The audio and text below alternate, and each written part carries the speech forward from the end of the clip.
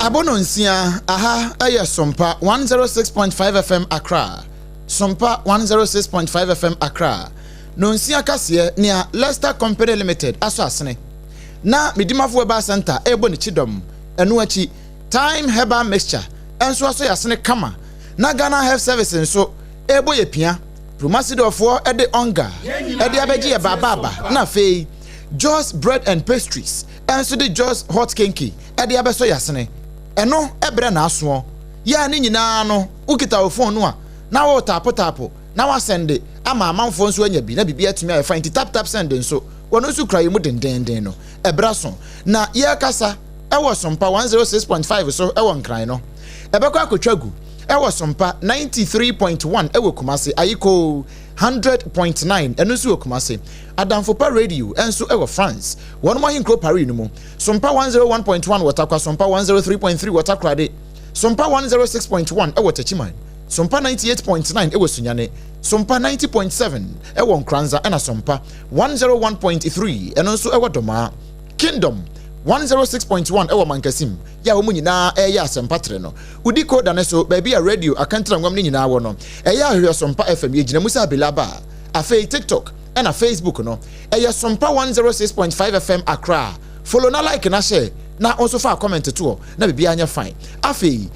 uko YouTube no so a Sompa FM live na www.sompaonline.com nso ense ne dodo no ano ya kruche e de akogu ho ena nwumre yin semo ede nam no na posubie ene se efutu akodi ama awofo se wo mo hwese nkwadaa ya wonum eni eche enwumesua ene nsa no dwuma ho no wo mo ebehwe ho yi na wasansem kro na ho no ena oswafo anaweye abanka chipani mpo a wono ewo ablekuma okan kwe enough abatu ampasua so wono nso akasa de afutu e de ama wono ho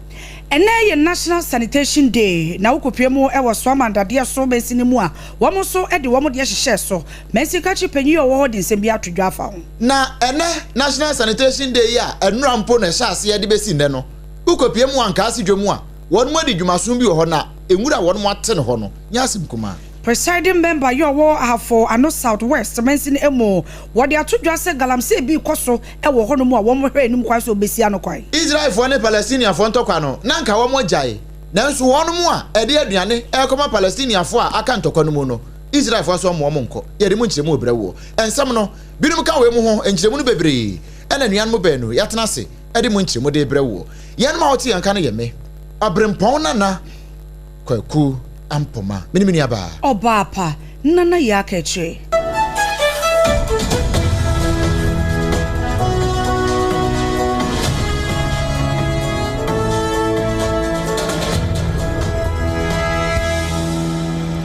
Arishma mama yana mwase afei kasebono enchemu ankasa eni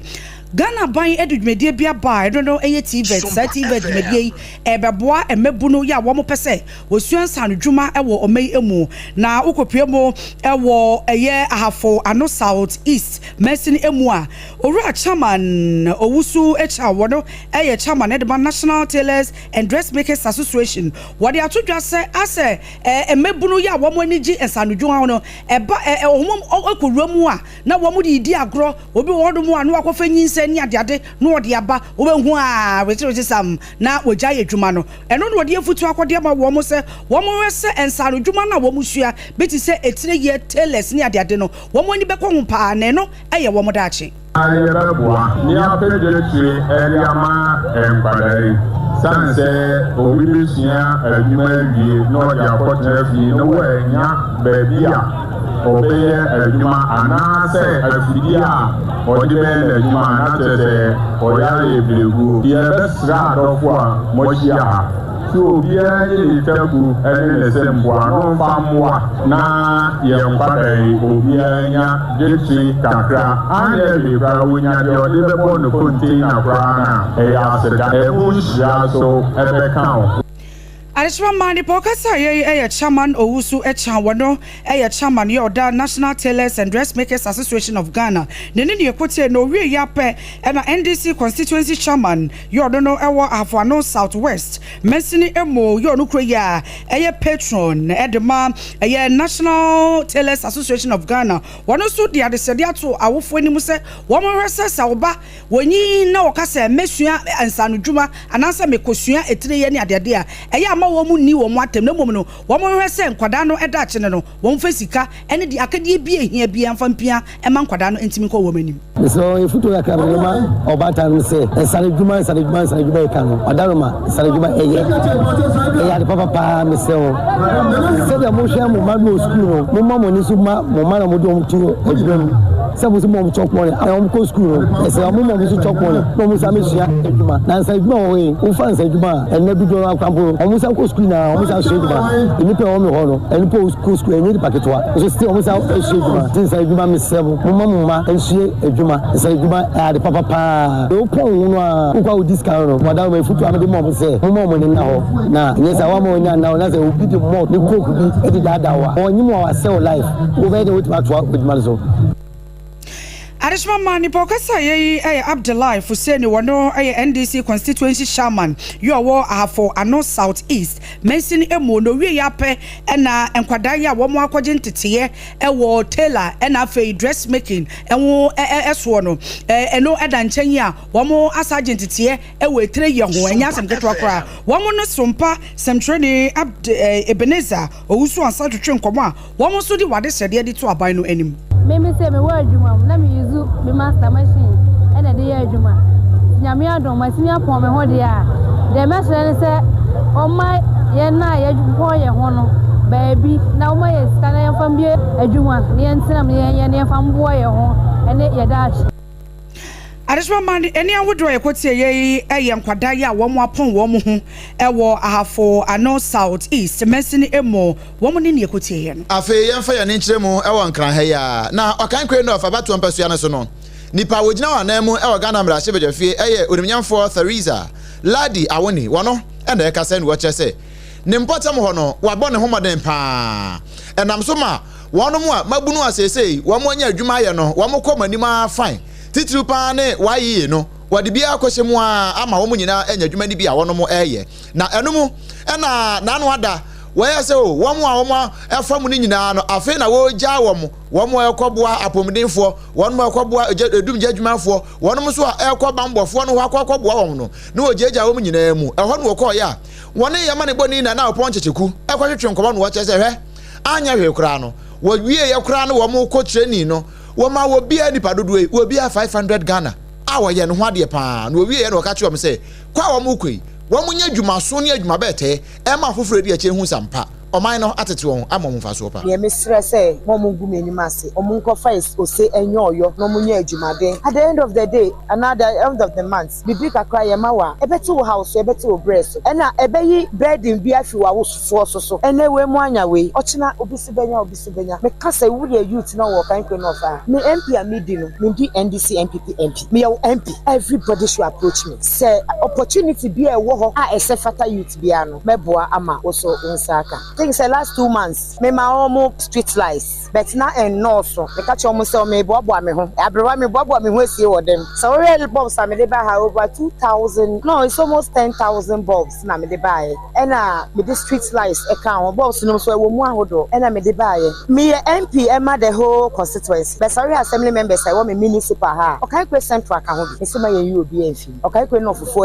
enya bi no. Omo okay kwe central for subi. Onyabu Theresa Ladi Awoni na wode we mu nyina ka ho asem wie no Sunday street light e ka ho ma assembly members no na wo mu enyu omo nko a nya kan kwe no of nko a na wo mu aka nyina bi ka ho a mensteve franso wo mu assembly members e ba gi bie eno na municipal chief executive officer e wo kan kwe no of wono eye onyanfo Christian tete baja wono so kakra ka ho wo che se sa de we nyina no ya mo ma na nya kwa wo mu fa ho enema papa enyina emo manfo no so enya so mfasuo ne ebi. His Excellency's dream of resetting Ghana with the youth in mind, that the future of this country belongs to the youth and it is necessary for him to give them employable skill, and therefore YE had done a great job and we are so grateful to the Honorable Member of Parliament to His Excellency, and also to the YEA Director, both district and regional, and also for the national, Honorable Basentali. The word of advice from this whole meeting was the assistants must be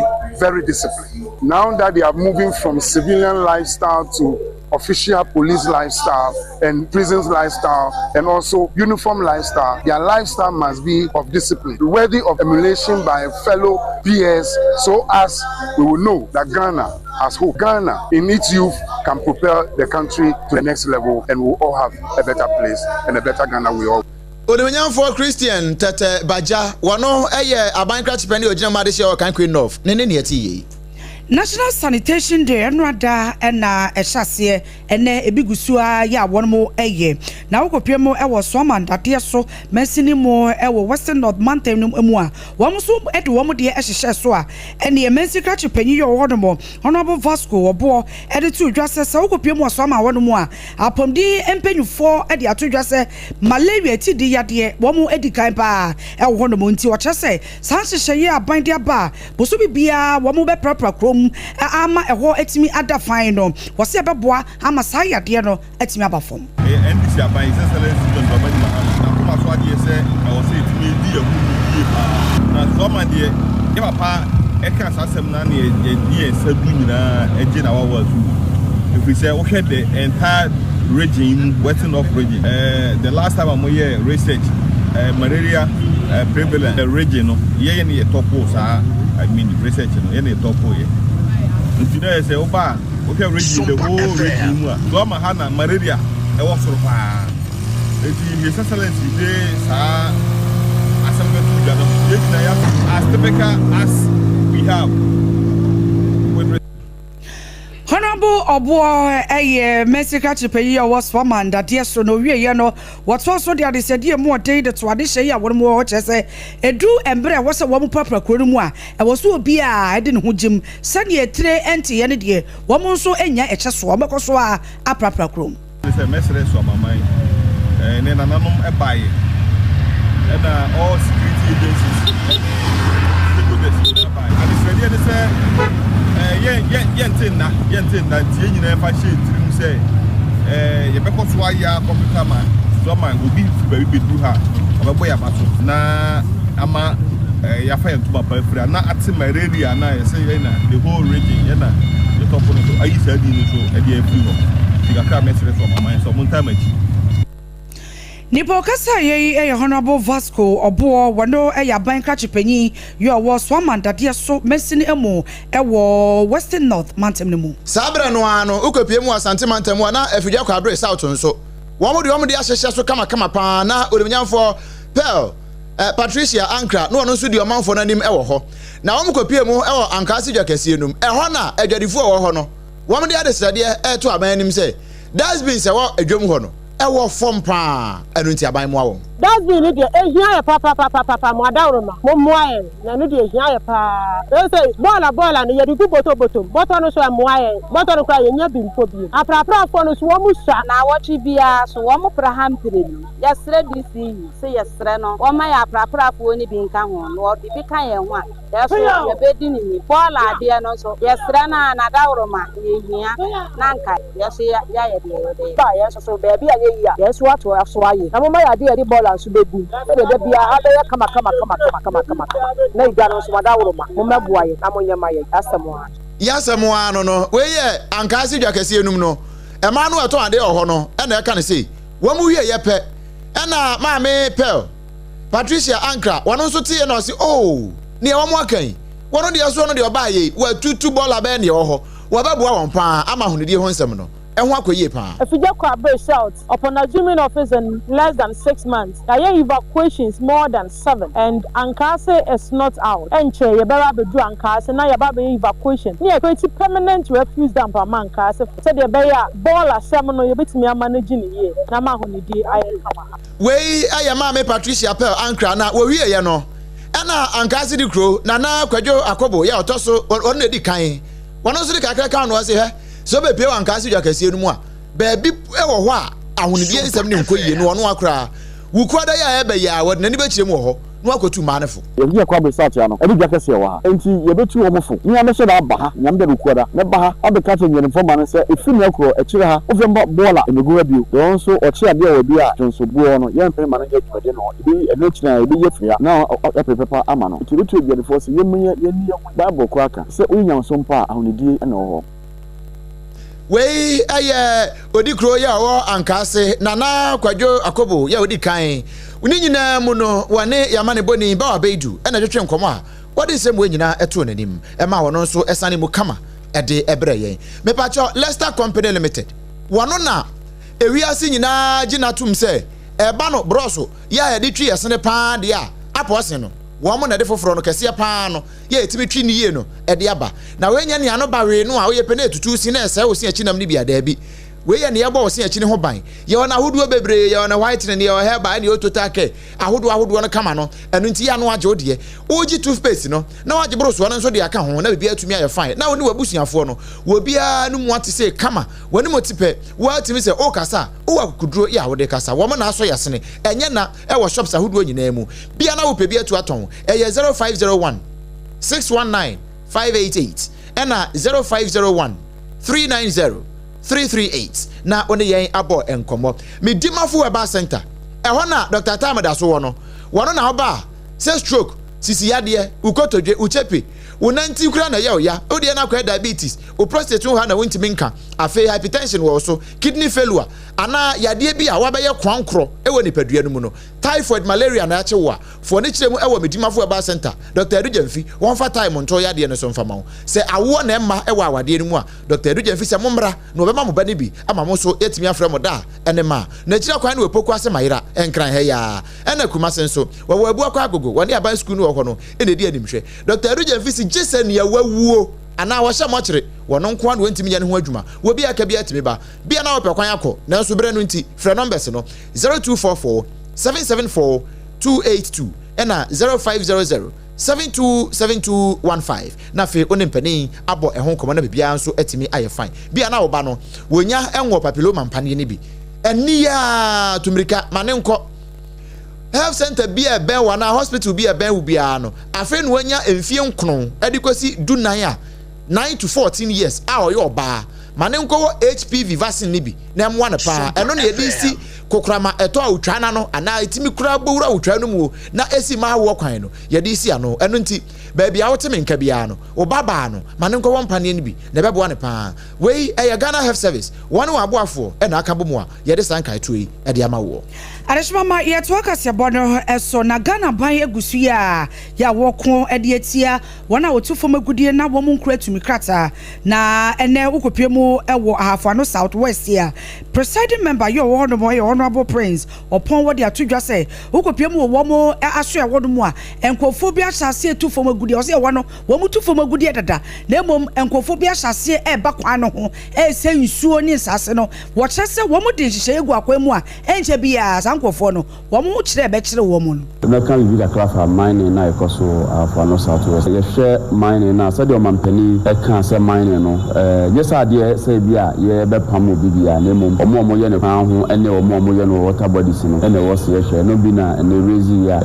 assembly members de ba se kwan ya be fa so a wo mu a omo ye da mining no wo kwan ho illegal mining wo kwan ho ani nsuo no ye be hwe na ye tu o mase na ya pam mo free sa bia ye na wo no kura na ebiem so ya hye wo mu ama o masa ye reclamation no makata amna ahodo o matutu ade agugugu ye mensine mo no so no makata so eno nti we can say mining issues le ba ye no ejina sa bia ye no say members assembly hwe na ye fa ye nancy form na omu enya itiro omu ye mining e ba kwan ani nsuo no omu enya na afi omu nkata ye omamna so na omu di sa adwumadie no Nipo kasa ye Honorable Prince upon wono a presiding member your war afo ano Southwest mensini emo na wo wie ye no na ban kra chupani your war afo ano Southwest Honorable Abubakar Sadiq eswedi tu dwa se baabi a wonya ni sika free ye so okopie mu ewo mankraso a wo mo hyase kra ya wo mo eye astroturf park no ewo no wo cheche koyo fa so a onya sika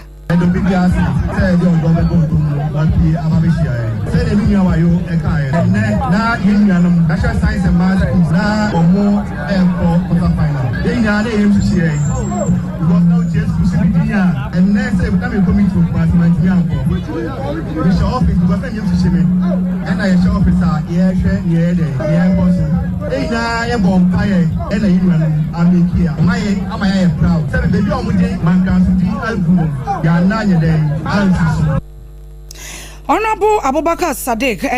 Bensica Chopenu, war Afwano South, West, Messin Emono, Yape, and assembly members, woman to be PMO, war, a Mediana Sian, woman is sent training, Ebenezer Usu and Sasso Chunkomosi. I am a person with catcher staff weighing and say, Omomo and not your Juma dear Bedini and Neno, and you pay. As I say, Brena Brebiano, and Mel Tremley say, a banner be meeting Bia, Rebecca Canina could say, so a reunion, my Papa Bia Elfrim, and to the Esra management, say, a way kwami to where I have a last meeting of the 2025 video. Yes, let's say project I would do a can a ban show they go upon say about boy beyond management and MWA ne Jumadi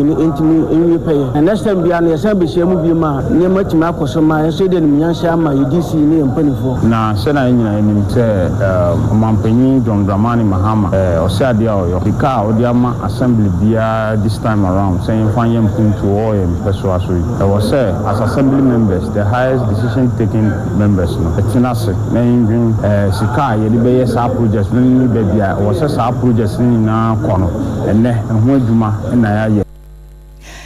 And ya would dry a cotier, assembly members, woman copy more, assembly meeting, war Afwano Southwest, Messinum would yet Tosumi Nunqua, and a woman any and sent training, Ebenezer also answer, a church and and you may say, when you time have Mr. Nibin Toya, to America, pharmacy, woman point. Kopebi se sia na menka ho asem nkyerɛw ansa duane ya ready ba wontimi nidi wanu mu ato mesrɛw uhia time heba mixture entontom ayo pa malaria kyew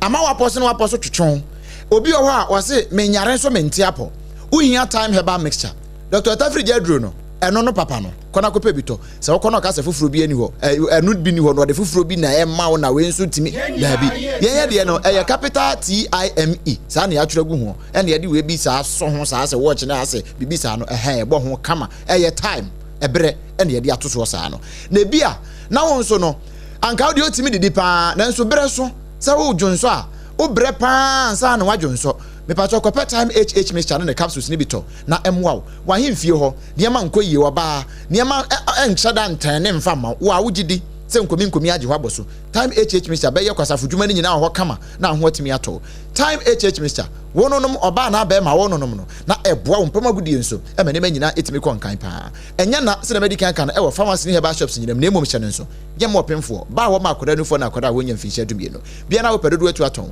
0244 417-669 0244 417-669 na oni ya bonkomo wanom time nti wanu mu ate mo enkwan no still no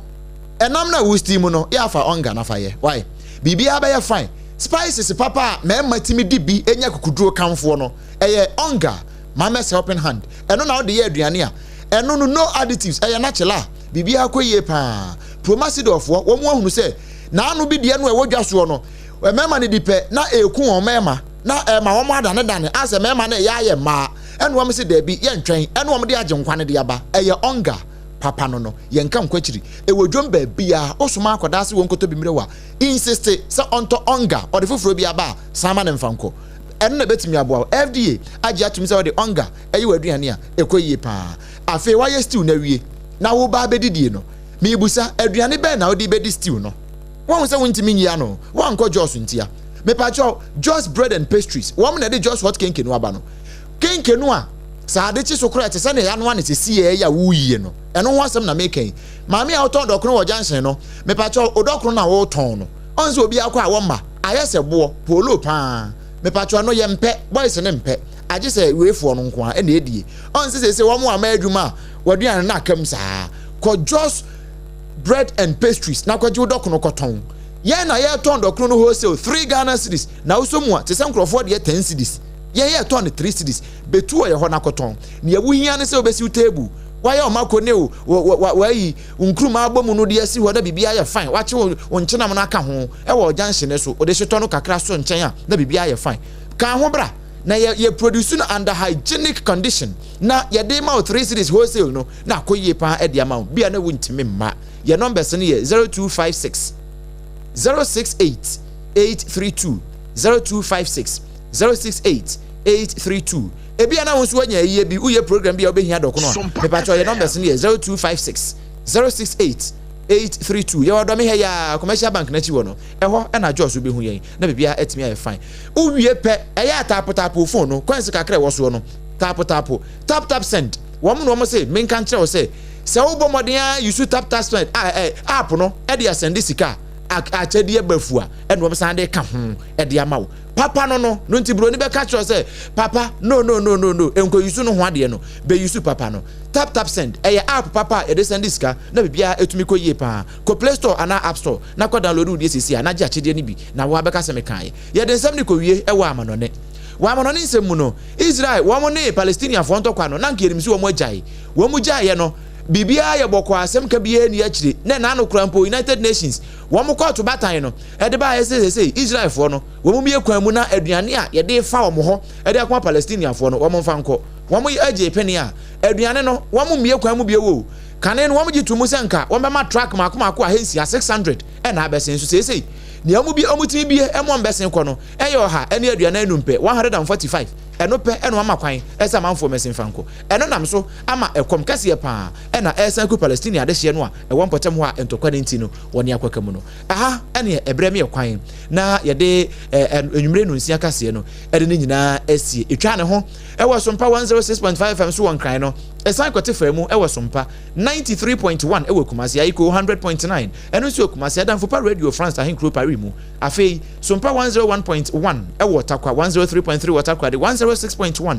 e wo Tachima 98.9 e wo Sunyane 90.7 won Kranza and afei 101.3 e wo Doma Kingdom 106.1 e wo Mankasi mudi koda na so e ye Sompa FM ye ginamu pa TikTok ni Facebook ni ye Sompa 106.5 FM Accra and na YouTube no e ye Sompa FM Live www.sompaonline.com so yansemo fa Prince Atabo atenda romenti wa kruche nsem no nyina de akogu ho a ubetimi akokenkan na bibia aye fine enwumre